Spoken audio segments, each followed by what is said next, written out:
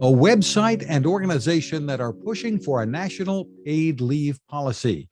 Welcome back to Techstination. I'm Fred Fishkin. Joining us is Dawn Huckelbridge, Director of Paid Leave for All. Thanks for taking the time, Dawn. Thanks for having me. Good morning. Well, paid leave for all American workers is being debated as part of the reconciliation package before Congress. Give us the overview here. So we are in a historic moment right now. We have, for the first time, a commitment to a national paid leave policy from the White House. We have a proposal in Congress, and we have a path ahead of us, just the next few weeks, actually, to get this done. And right now, as it stands, we are one of the only countries in the world that doesn't have any form of guaranteed paid leave for its workers. And that was a crisis long before this pandemic, but I think COVID has showed us just what a failure that is. And that is something we absolutely must change now. Well, describe for us what this would do, how it would work. So the proposal that we're looking at, we are hoping will provide up to 12 weeks of paid time should you need to take time away from work, should you need to care for yourself with a serious medical condition, to welcome a new child to your family, or to take care of another family member with a serious medical condition. This is a common sense protection. No one should have to choose between their family or their health and a paycheck. And honestly, in most of the world, that's simply a given. And the funding for it, how would that work? Where would it come from, and what would you liken it to? So this program is going to be a direct benefit from the federal government. So it is something, it's not just a mandate, as you often hear on small businesses. This is something that would support both workers and employers. It would help with transitions in the workforce. We know that actually 2/3 of small businesses support a national paid leave policy. And this is something that has consistently been shown in state programs to boost bottom lines. It makes workers happier, more productive, there's higher performance and profitability. So this is a common sense thing. And right now, families are losing $22.5 billion a year because they lack access to paid leave.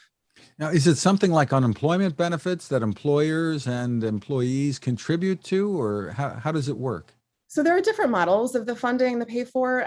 We've seen different models in the states, but the one that we're looking at federally would be fully funded by the federal government. So it would be, part of general revenues paid for by the wealthiest Americans and corporations just paying their fair share. So we've heard from Biden the tax pledge that anyone making under $400,000, the vast majority of small businesses wouldn't pay a penny more. For that reason, I suppose many business leaders and small businesses are supportive of this? Absolutely. Yeah, we have a great small business coalition, as I said, consistently in polling. Super majorities of small businesses support a national paid leave policy. And we're hearing from a growing chorus of big businesses too, who realize that they need this to be competitive. If we want to continue to be a force in the world and an economic force, this is something that we need. And when we face global pandemics or just sort of transitions that each of us will inevitably have in our lives, this is something that makes sure that we can hold on to our jobs and our benefits, and it just makes it a little bit easier for everyone. Are there caveats in here that would have rules involved when you can take off? Do you have to prove something, or can I just say I'm not feeling well, I'm going to be taking off, kind of thing? Yeah, I mean, there will be a system of documentation, and it's good to know because people often think, is this something that people will just abuse? But we have now 10 states who've passed paid leave at the state level, and there is really no evidence whatsoever of abuse of the policies. It's something people need and appreciate and take advantage of in appropriate and legal ways. And yeah, there will be some documentation, but this is something that is only going to lessen the burden on workers. Up until now, I guess much of the focus has been on new parents being able to take off, moms and dads, and providing that kind of leave. But the need goes far beyond that, doesn't it? Because very often there are many other circumstances that can come up, even an elderly parent that needs caring for. Absolutely. I think what you often will hear about is moms and babies, but it's really important to note that every single one of us is going to need to give or receive care in our lifetimes. And to your point about parents, right now we're seeing, I think in the next decade, the majority of baby boomers will be over the age of 65. Or is it all? Yes, many of them. And we are going to have so many millennials who are caring for both children and their aging parents. And this is just something that we're all going to need. Any of us is one diagnosis away from a crisis, whether there's a pandemic or not.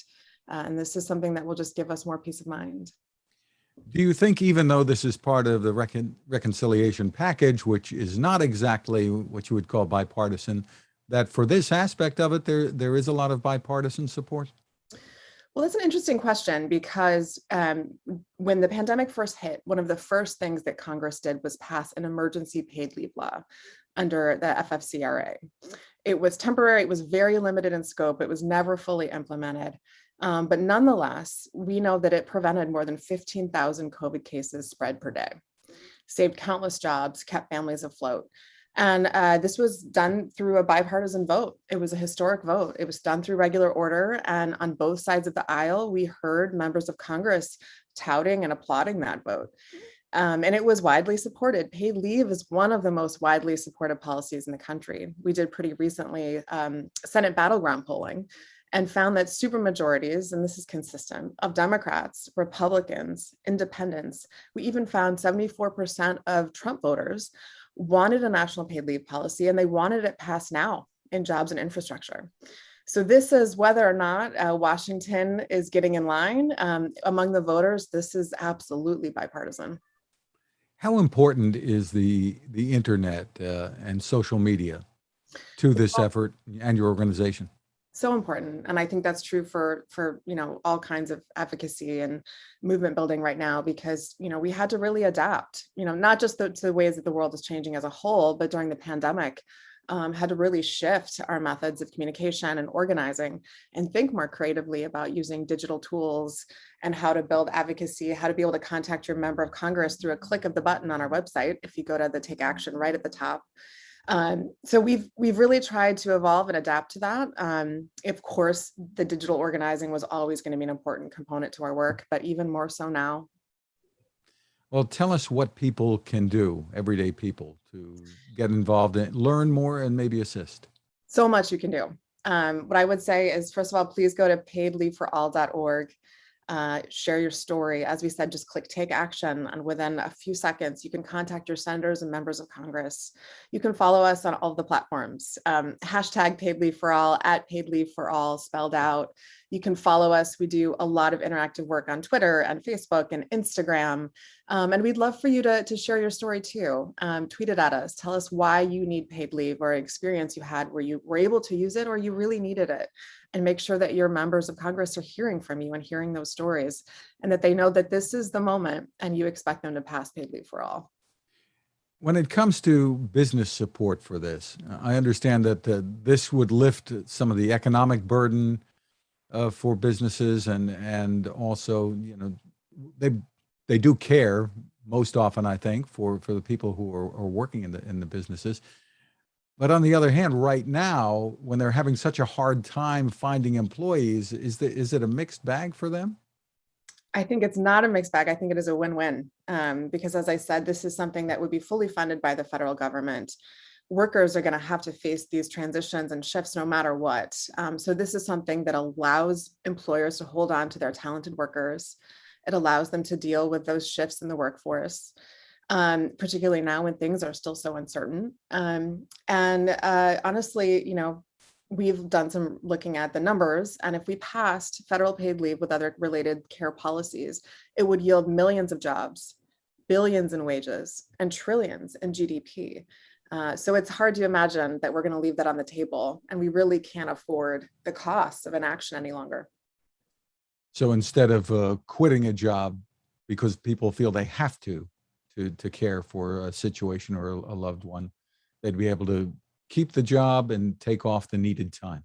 Absolutely. And we're seeing, these labor shortages all over. So this is something, as we're thinking about back to school, as we're seeing the Delta numbers, as we're just facing a lot as a country, this is something that would help it all a little bit, help keep us going. The website, once again? paidleaveforall, spelled out, .org. And please visit it. Dawn Huckelbridge, thank you so much for taking the time with us. Thanks so much for having me.